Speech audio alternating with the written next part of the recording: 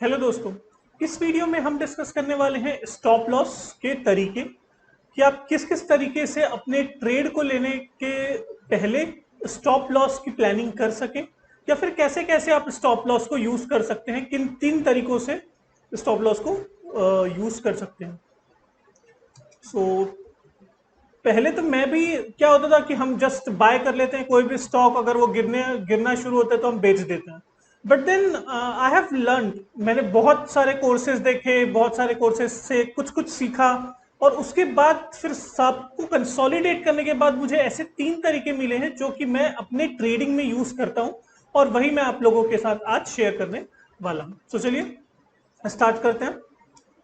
So if you're ready, just type yes in the comment box. And now we are going to learn a professional way of using the stop loss कि professionally या professionals और जो जो बहुत बड़ी बड़ी amount में जो ट्रेडिंग करते हैं वो स्टॉप लॉस किस तरीके से यूज करते हैं वो हम आज सीखने वाले हैं। जी हाँ, हम तीन तरीके सीखने वाले हैं इसमें, और कोई भी तरीके होंगे बट जो मैं जनरली यूज करता हूँ अपने ट्रेड्स में मैं वो आपको बता रहा हूँ आज। पहला है एटीआर बेस्ड। तो एटीआर होता क्या है? एवरेज ट्रू रेंज होता है, इसका फुल फॉर्म है average true range. Average true range क्या ट्रैक करता है कि हर एक दिन में प्राइस कितना मूव किया है। Okay, so how much percentage stock has moved with in a specified period. तो लेट्स से आपने 5 दिन का पीरियड उसमें इनपुट दिया कि मेरे को एटीआर 5 दिन का कैलकुलेट करना है। सो एटीआर क्या करेगा, वो उन 5 दिनों का एवरेज मूवमेंट निकालेगा।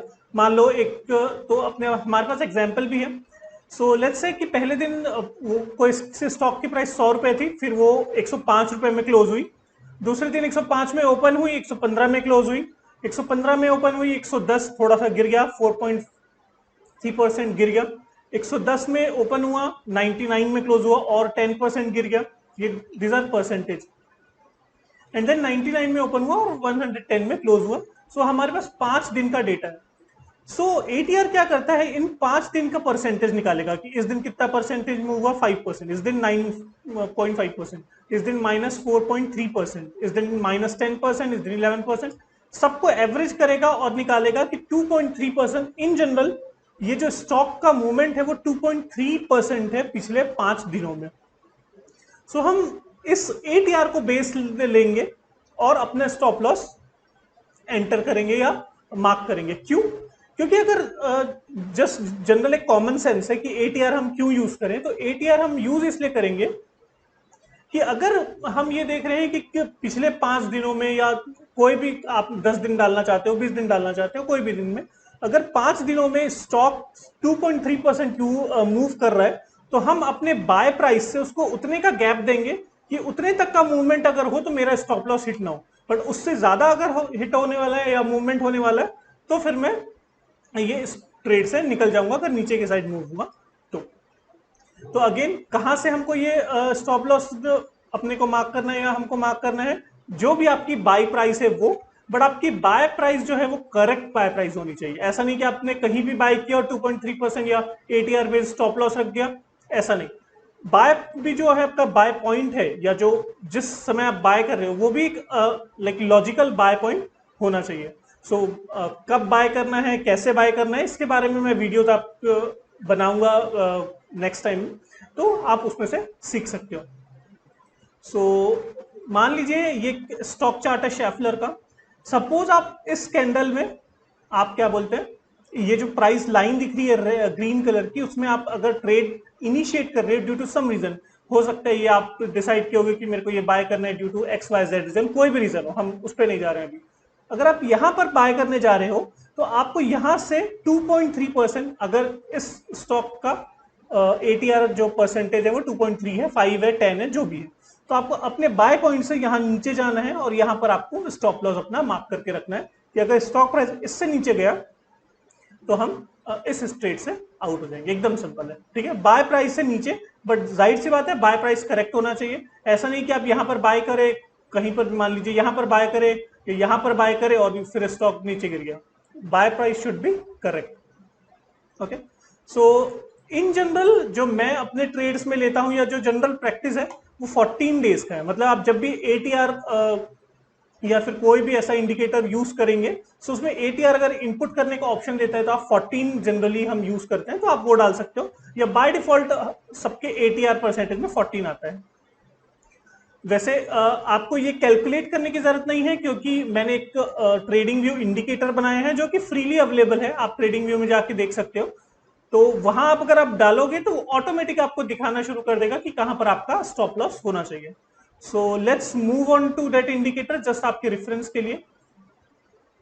सो ये इंडिकेटर का नाम है dynamic position size and SL visualiser.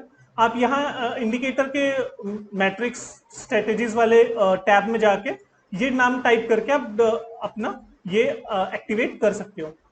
करता क्या है ये इंडिकेटर, जैसे मान लीजिए करंट प्राइस यहाँ है, तो वो ऑटोमेटिक आपको ये छोटी सी एक रेड लाइन दिख रही है आपको, ये दिखाना शुरू कर देगा कि ये आपका स्टॉप लॉस पॉइंट है। किस बेसिस पे? इसमें देखिए एटीआर पीरियड डला है 14, तो ये ऑटोमेटिक 14 पीरियड का एटीआर कैलकुलेट करेगा और आपको दिखाना शुरू कर देगा कि ये आपका स्टॉप लॉस है। लेट्स से टाटा मोटर्स लेते हैं हम एक बार। सो टाटा मोटर्स की प्राइस यहां है और देखिए यहां पर आपको स्टॉप लॉस दिखाना शुरू कर दिया है। ये जनरली 2.31% दिखा रहा है आपको स्टॉप लॉस, क्योंकि टाटा मोटर्स का हो सकता है इन दिनों जो एटीआर रेंज है वो 2.3% होगा। ओके, सो इस तरीके से आपको ये कैलकुलेट करने की भी जरूरत नहीं है, ये आप जो इंडिकेटर है वो आपको इंडिकेट करना शुरू कर देगा ऑटोमेटिकली। और यहाँ पर एक पोजीशन साइज भी दिखाता है।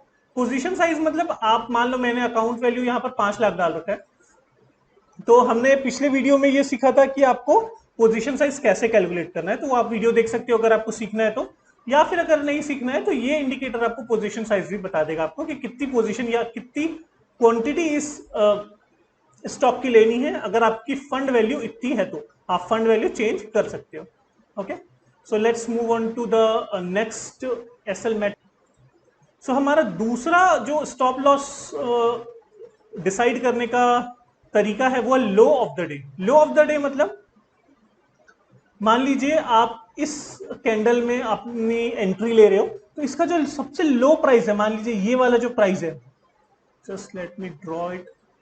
सो ये जो प्राइस है आपका, यहां पर आप अपना स्टॉप लॉस रखोगे। ठीक है, ये डेफिनेटली ये देखिए एटीआर के थोड़ा ऊपर है, तो आपका लॉस कम होगा। अगर आप ऐसे ये लो ऑफ द डे वाला कंसेप्ट यूज करोगे स्टॉप लॉस के लिए, तो आपका लॉस जो है वो कम होगा।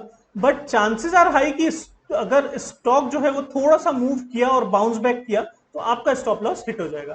ठीक है, तो डेफिनेटली आपको स्टॉक को थोड़ा रूम तो देना पड़ेगा। ऐसा नहीं है कि आपने बाय किया और जस्ट वो ऊपर चला जाएगा, हो सकता है थोड़ा सा वो गिरे उसके बाद ऊपर जाए, बहुत बार ऐसा होता है स्टॉक्स में।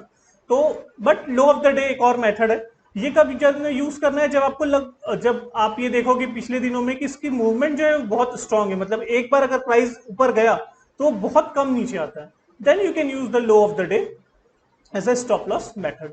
ओके, हमारा थर्ड मेथड है recent higher low base. Okay, so पहले देख लेते हैं, चलिए समझ लेते हैं। मान लो आप इस कैंडल में एंट्री लेने जा रहे हो, ये वाला जो मार्क है सपोज आप यहां ले रहे हो या कोई सा भी कहीं पर भी इस कैंडल में एंट्री ले रहे हो, तो ये क्या बोलता है जो स्टॉप लॉस मेथड है, आप यहां भी स्टॉप लॉस नहीं रख रहे हो, यहां भी नहीं रख रहे हो, आप ये जो बेस है, ये देखिए ये फर्स्ट बेस था लोअर, ये सेकंड लोअर बेस। ठीक है, तो ये हायर लोअर बेस हुआ, इस लो बेस को मैं स्टॉप लॉस में लेके चल रहा हूं।